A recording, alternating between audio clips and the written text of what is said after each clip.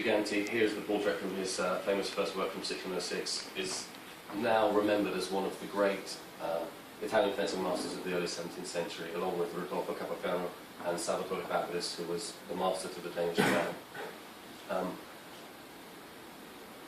Why is this significant? At the beginning of the 17th century, it's, these are the quintessential rapier masters at a time when it's impossible to overestimate the influence of Italian fencing in Europe. We look at these treaties to help define what we understand of the swordplay of the time. But what do we really know about Giganti? I mean, his fame rests on his first book, which is lauded by fellow masters and fencing historians alike. From his portrait here, it says Nicoletto Giganti, Venetian. He's holding a two-handed spadone, the two-handed sword, which in the Iberian tradition and possibly in the Italian tradition as well denotes the rank of mastership. But really, we don't know much about him. As I said, his fame rests upon his famous first work, which is, as we'll see later, is lauded for its clarity and incision. We have a couple of secondary references that suggest that the Giganti family were not Venetian, but originally came from another town in central Italy called Fossombrone, and that the Giganti family were perhaps minor nobility in the military service of Venice. But we only have secondary sources to back this up, so that may be the case.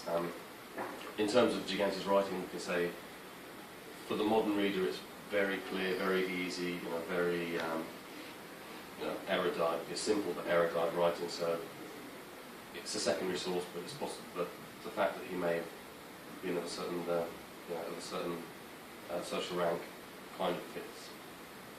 And here we have the front cover of his famous book of 1606, School or Theatre, in which are represented various methods and manners of defending, attacking with a sword alone and with a sword and dagger, dedicated to Don Cosimo de' Medici, the Grand Duke of Tuscany, in 1606. So really all we knew about Giganti until a couple of years ago is from his first book. So we know that he was a fencing master from Venice. The dedication to Cosimo de' Medici suggests some potential link with the Grand Duchy of Tuscany, which we'll find out more about later. And perhaps there's some significance in the title itself, school or Saal, and the fact that he teaches the sword alone and the sword and dagger. So we move on to some praise for Giganti's first work of 1606. Jacopo Gelli, who was a very influential fencing historian in the 19th century, describes it as a wonderful masterwork of the art of fencing. Giganti's ready, clear and complete intuition, so really describing it in florid terms.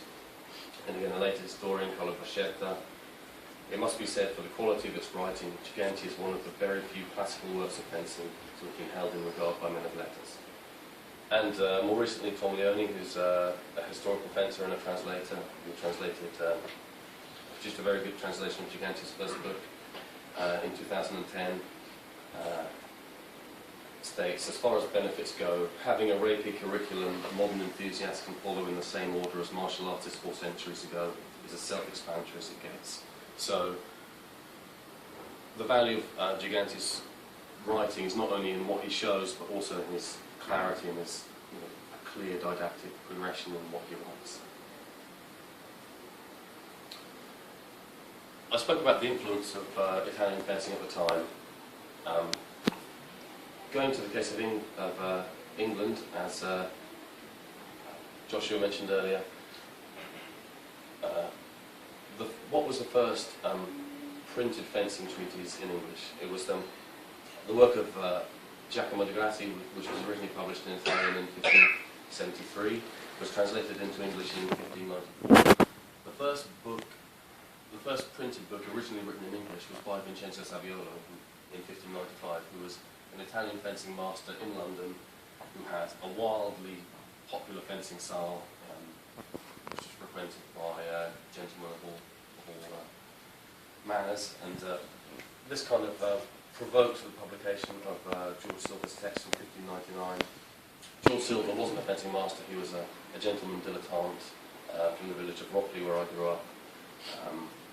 And his book isn't really a technical treatise, it's more a polemical essay attacking what he sees as the newfangled Italian style of fencing that's polluting the true English method of stout English gentlemen. So George Silver characterises Italian fencing as being based on the thrust with a long sword, as opposed to the English short sword for delivering stout manly blows.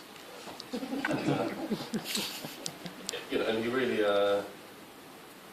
in bombastic terms, I've just picked out some of the more salacious quotes. He talks about Italianated, weak, fantastical, and most devilish and imperfect fights. And one valiant man with a sword in hand will do better service than 10 Italians, or Italianated with their rapiers. George Silver, wasn't necessarily a typical. Okay, we have the Italians.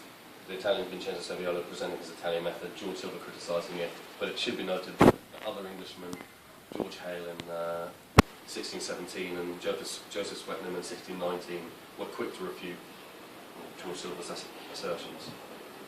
Moving on to France, the first printed treatise in French was the work of Henri Saint-Didier, a gentleman from Provence, in 1573. But after that, all the subsequent works published in French are translations of Italian works. We have a translation of the work of the Italian master Piermarco, was supposedly printed in 1580, but no copies of that survive. And we have another treatise by Hieronymo Cavalcabò, which was originally published in 1597. And Cavalcabò was master to the French court, to the French crown. So, Italian fencing masters were employed by the French court from the mid-16th century to the mid-17th century. So, there was, declared, the French declaredly looked at the Italians as their inspiration for fencing throughout the 16th and 17th century, at least until the mid-17th century. Here we have the great chronicler Michel de Montaigne saying, "We go to Italy to learn fencing and then put it into practice at the expense of our lives before we have learned how. Yet by the rules of instruction, theory should come before practice. We betray that we are mere apprentices." The other great French chronicler of the period, Brantôme, consistently praises Italian fencing masters and their students. And Brantôme himself learnt under the great Tapa of Milan in 1566. And here we have another Italian commentator, Pietro Bucci, stating that not everyone called a scholar who goes to Padua does so to study letters. The great majority of French students go to learn how to ride, to dance, to practice the handling of all manner of weapons and music, and finally to learn Italian customs and manners, of which they are enamored. So we have Saint-Didier's French book, then we have a couple of translations from the Italian. So to further demonstrate the influence of Italian fencing in Europe at the time, we come to the next treatise, the next original French treatise published in French. And here we have a chap who led a colourful life, André de Bourg. He was a Huguenot, born in 1582. He travelled to Italy, where he learnt fencing. He says in his book he learnt fencing in Italy from an Italian master. He returned to France, and in 1606 he was appointed as the fencing master to the Duke of Lorraine. And within 2 years, in 1608, he was a noble. So at the age of 26, he had made it. He was in the nobility. 2 years later, 1610, he published his treatise, and everything was going well for him. It started to go well. It went downhill, and in 1625, he was burnt at the stake as a witch. So, a short, fantastic, brilliant life, but he wrote the second original treatise published in the French language. Except that he may not have been a warlock, but from the research I've done, we believe that he was a plagiarist. Here we have chosen two blocks of text, more or less at random. From the top, we have from the treatise of de Bourg. At the bottom, we have an unpublished Italian manuscript that is held in the Howard Warden collection here at the Wallace by the master Camillo Palladini, which is a beautiful manuscript illustrated with lovely red chalk drawings. And I won't read out the French and the Italian, but the part I underlined, and I could have chosen any part of the text from any of de Bourg's books, but he names the some famous masters by name, so Tapper at Milan, Beccaroni, Mancino Bologna, and other infinite valiant men of this profession. Palladini's manuscript, as far as we can tell, was never published, so the Bourse doesn't say who his master was, but it may have been Palladini, or he may have had a manuscript copy in his hands by some means or other. And French historical fencers have said to me in the past, the treatise of the Bourse is difficult to understand. It's difficult to understand because it's an abridged translation. He translates about half the text, and he doesn't include the images of Palladini's manuscript.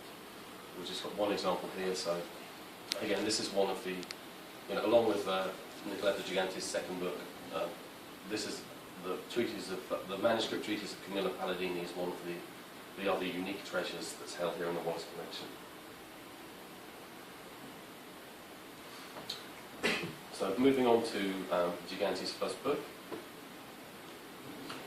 He always promised that he'd write a second. He says, "In this, my first book of fencing, I propose to discuss only two types of arms, the sword alone and the sword and dagger.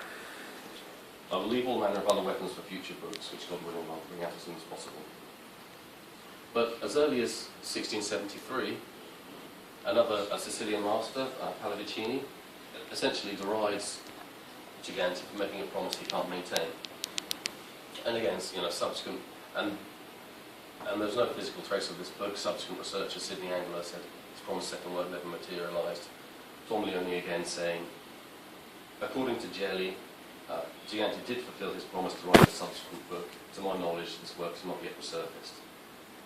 Gelli, the fencing historian Gelli, was in fact merely quotes word for word from Alberto Marchionni, who was an Italian fencing master from the 19th century, who does give us the only positive reference to the second book of Giganti in the literature, and he describes it in some detail, as you can see here.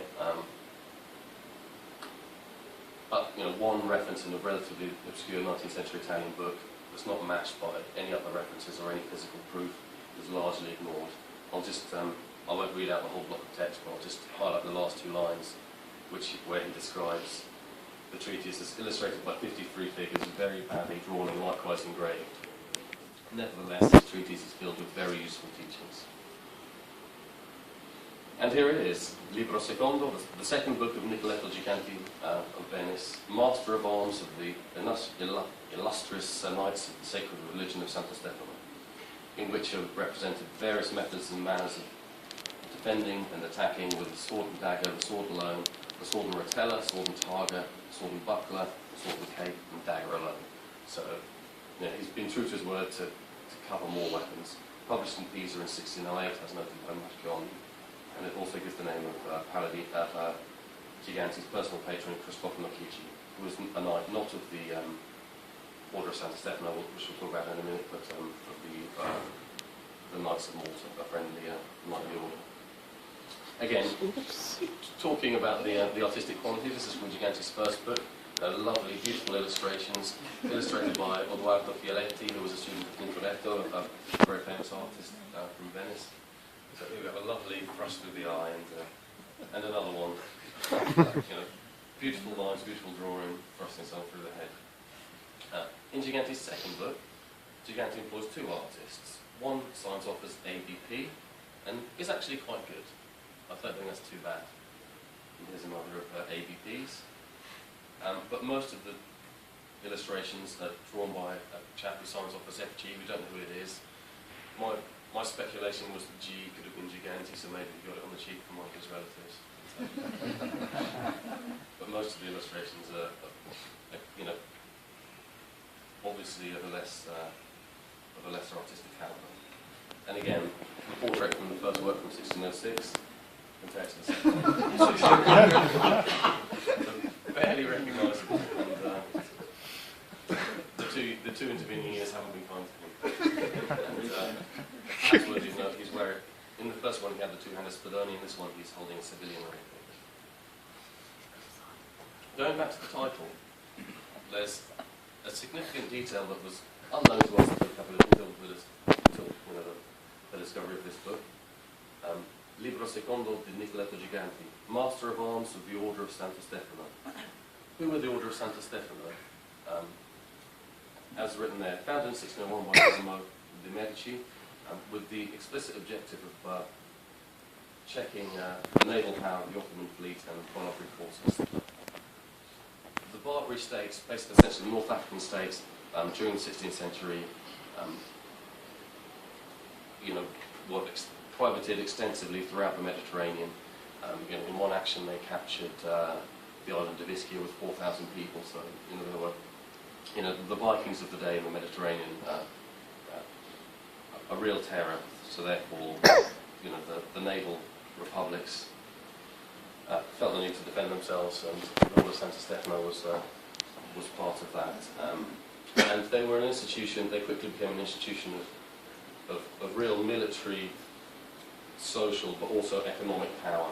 So they were famous for they were present at the two famous defeats of the Ottomans, famous for propaganda purposes as much as anything, the Siege of Malta in 1566 and the Battle of Lepanto in 1571, where they manned 5 of the Pope's 12 galleys. The Pope rented all of his galleys from the Grand Duchy of Tuscany.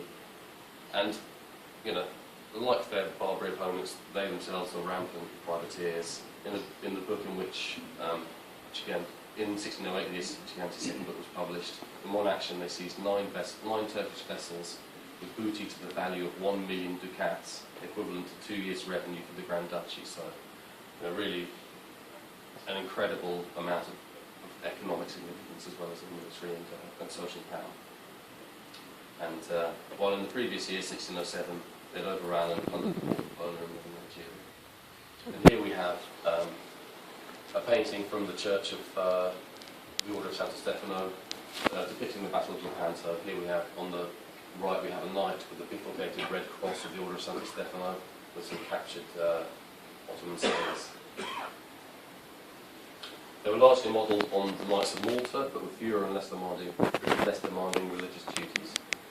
Most notably, the Knights of Malta were required to be celibate, whereas the Knights of Santa Stefano were merely required to observe fidelity within marriage. And I've just picked out some of the more salacious prohibitions. Blasphemers, sodomites, thieves, traitors, assassins, murderers and heretics were excluded from being a Knight of Santa Stefano. Although, as we'll see later, not very rigorous. They were required to make themselves available for 3 years' navigation in Pisa, during which time they would go out on privateering actions. And we can assume that Giganti's second book was signed off in Pisa, published in Pisa. We can assume that it was during this time that Giganti instructed them. What did he instruct them on? We might assume that, given the orders there, we might assume that his second book would be full of describing naval actions, military weapons. Now, there are some applications there's certainly self-defense applications, as we'll see later. There are arguably some applications that might have a military purpose, but for the large part, it seems to be civilian tooling and self-defense. He may have also instructed them in military arts, but we don't have evidence of that from his second book. Here we have a secondary source from a century later, stating that the good masters of the order do instruct in the military arts, including the pike and musket. However, a modern historian hints perhaps that knowing how to sword fight may have been just as useful on the streets of Pisa as out and about privateering in North Africa, because boredom was a serious problem, and they had a tendency to resolve quarrels by force. Here we have a coat of arms of Christophe Nicoletto Giganti's personal patron, as revealed by his second book. In the centre we have Nicoletto Robert coat of arms, which is the personal coat of arms of Giganti's patron. Above we have a bifurcated cross, which is not coloured in, but we can assume is the white bifurcated cross of the Knights of Malta, not the red one of the Order of Santa Stefano. And as is typical of fencing treatises of the period, it's flanked by allegorical figures. To the left we have strength, which is essentially a female Hercules holding a marble column, wearing a lion skin. To the right we have prudence. Prudence is holding a mirror, which to us moderns might symbolise vanity, but in the Renaissance and early modern period, the mirror in allegorical symbolism symbolised knowledge of the self. And she's holding a snake, which is actually a remora, which is a type of eel that sticks to that suckers onto ships, and and they were believed to slow ships down. So prudence is symbolised by self-knowledge and restraint. And as I said, these kind of allegorical figures are typical of the period. If we look at the treatises of Salvatore Fabris and Ridolfo Carpero, they both have judgment, and rather than strength and prudence, they have judgment and prudence. Judgment symbolised, as we're all familiar with scales and sometimes a blindfold.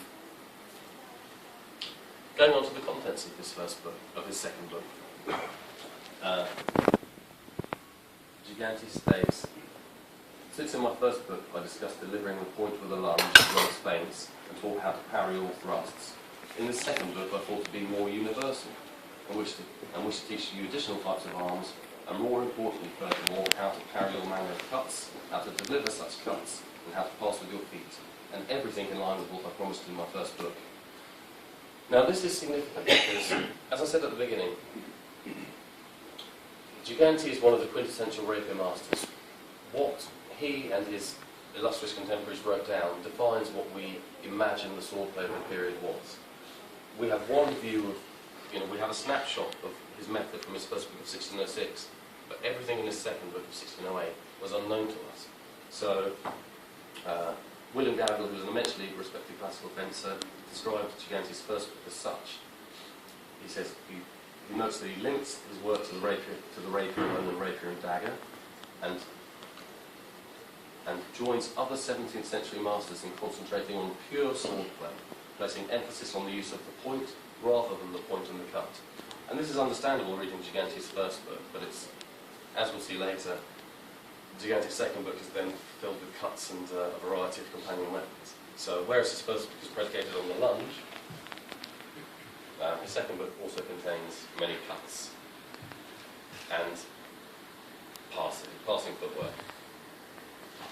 And again, Sidney Angelo describes, writing in 2000, writes that Giganti's sword is more obviously designed for thrusting alone. But when we get into it, there are lots of cuts.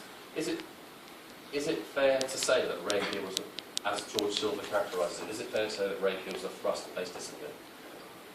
A considered review of the less well-known sources says no.